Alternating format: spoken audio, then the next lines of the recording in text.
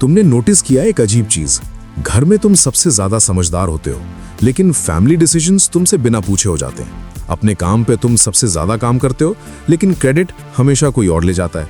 रिश्ता हो, दोस्ती हो या रिलेटिव्स का फंक्शन, तुम वही हो जिसे लोग कहते हैं तू एडजस्ट कर लेगा, और यहीं से प्रॉब्लम स्टार्ट होती है।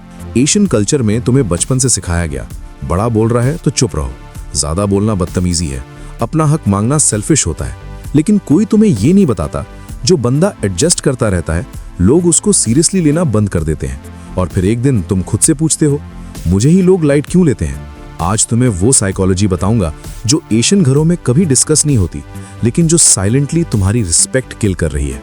आखिरी तक रहना, क्योंकि जब तुम ये समझ गए लोग तुमसे बिना बोले ही लाइन में रहने लगेंगे। तुम सोचते हो कि शायद मैं ज्यादा सॉफ्ट हूँ, या शायद मैं नेचुरली वीक हूँ, या फिर लोग मेरे नेचर का फायदा उठाते हैं। लेकिन साइकोलॉजी कुछ और कहती है। लोग तुम्हें इसीलिए लाइट नहीं लेते क्योंकि तुम वीक हो, लोग तुम्हें इसीलिए लाइट लेते हैं क्योंकि तुम बाउंड्रीज सिग्नल नहीं करते। साइकोलॉजी में इसको कहते हैं सोशल सिग्नलिंग थियरी। तुम क्या बोलते हो उतना इंपॉर्टेंट नहीं होता, तुम कैसे रिएक्ट करते हो वो सबसे इंपॉर्टेंट होता है, और यहीं पर 90% लोग फेल हो जाते हैं। एक सिंपल एग्जाम्पल से समझो। दो लोग सेम सेंटेंस बोलते हैं। एक बंदा बोलता है मुझे ये पसंद नहीं, हल्की आवाज में, नीचे नजर करके और नर्वस स्माइल। दूसरा बंदा बोलता है काम टोन में, सीधी आंखों में आंखें डाल के, नो अपॉलॉजीज।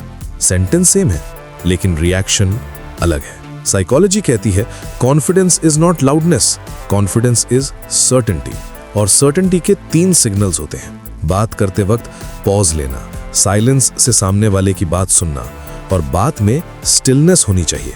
जो बंदा ज्यादा एक्सप्लेन करता है और जो बार बार जस्टिफाई करता है या हर बात पे सॉरी बोलता है, दिमाग उसको लो थ्रेट, लो प्रायोरिटी का लेबल दे देता है, और फिर लोग उसको लाइट ले लेते हैं। एक बहुत इंपॉर्टेंट डिफरेंस समझो, रिस्पेक्ट और टॉलरेंस। लोग तुम्हें टॉलरेट करते हैं, रिस्पेक्ट नहीं करते। टॉलरेंस का मतलब रहने दो, तुमसे नहीं हो पाएगा, बोलने दो, हमें क्या, या कहते हैं इग्नोर कर दो। रिस्पेक्ट का मतलब है कि इसकी बात मैटर करती है, इसकी बात कंप्लीट होने तक सुनेंगे और इसको क्रॉस मत करो। साइकोलॉजी में रिस्पेक्ट तब बनता है जब सामने वाले बंदे को आप में ये 3 चीजें दिखती हैं। पहली चीज सेल्फ कंट्रोल, दूसरी चीज क्लियर बाउंड्रीज, और तीसरी और सबसे जरूरी इमोशनल नॉन रिएक्टिविटी। तुम जितना ज्यादा इमोशनली रिएक्ट करते हो उतना ज्यादा लोग तुम्हें मैनिपुलेट करते हैं। काम लोग डेंजरस होते हैं, इसलिए उनको रिस्पेक्ट मिलता है।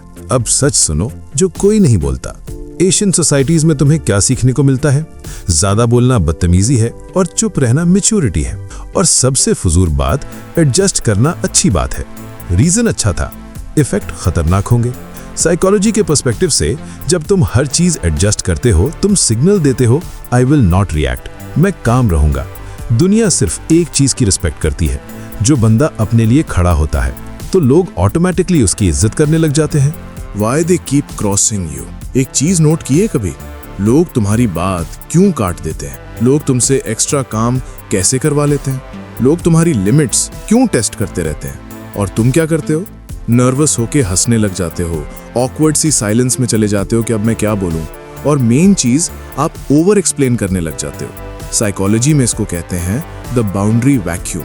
जहां बाउंड्री नहीं होती वहां लोग घुस जाते हैं। और याद रखना, people don't respect what they can easily cross. ये कोई बॉडी लैंग्वेज ट्रिक नहीं है, और ना ही ये कोई अल्फा एक्टिंग है, ये है इंटरनल अथॉरिटी। इंटरनल अथॉरिटी का मतलब होता है कि तुम अपनी वैल्यू किसी को एक्सप्लेन नहीं करते, तुम अप्रूवल नहीं मांगते, और तुम अपने रिएक्शंस कंट्रोल करते हो। तुम स्लो हो जाते हो, या तुम कम बोलते हो, या तुम हर वक्त नाइस बनना छोड़ देते हो, और तब होता है मैजिक। लोग सडनली तुम्हारी बात सुनने लगते हैं। क्यों?